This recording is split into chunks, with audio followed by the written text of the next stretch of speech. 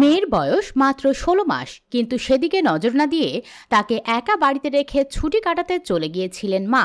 ১০ দিন বন্ধ ঘরে খাবার পানি ছাড়া থাকার কারণে মৃত্যু হয় শিশুটির।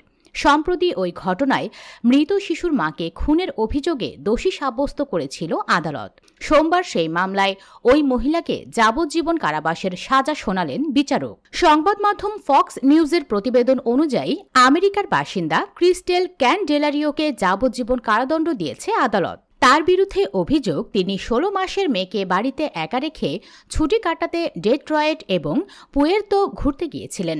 বাচ্চাটির জন্য কোনো ব্যবস্থা ছিল না, এমনকি বাড়িতে খাবার এবং পানীয় জলও রেখে যাননি তিনি। বন্ধ ঘরে থাকার কারণে খাবার এবং জল না পেয়ে মৃত্যু হয় ১৬ মাসের মেয়েটির। ১০ দিন পর বাড়ি ফিরে এসে ওই মহিলা দেখেন তার মেয়ে জাইলিন অচৈতন্য অবস্থায় পড়ে রয়েছে মেঝেতে। তখন তিনি পুলিশকে খবর দেন। পুলিশ এসে জাইলিনকে উদ্ধার করে হাসপাতালে নিয়ে যায়, তবে চিকিৎসকরা তাকে মৃত বলে ঘোষণা করেন। তদন্তে নেমে পুলিশ ক্যানডেলারিওর ছুটি কাটানোর বিষয়টি জানতে পারেন। তারপরই তার বিরুদ্ধে খুনের অভিযোগ দায়ের করে গ্রেফতার করে। ঘটনাটি ঘটেছে গত বছর জুন মাসে।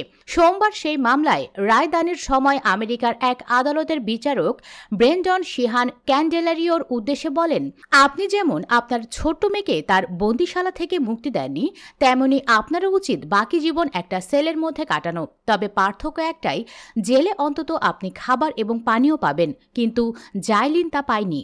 এই মামলার শুনানিতে ক্যানডেলারিও দাবি করেছিলেন যে তিনি কয়েকদিন ধরেই মানসিক সমস্যায় ভুগছিলেন। তার কথায়, জাইলিনকে হারানোয় অনেক কষ্ট পেয়েছি।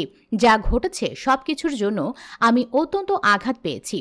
আমি একমাত্র জানি আমি কি অবস্থার মধ্য দিয়ে দিন কাটাচ্ছিলাম, যদিও তার কোনো কথাই বিচারকের মনে দাগ কাটতে পারেনি। ডেস্ক নিউজ, স্বাধীন বাংলা ৭১।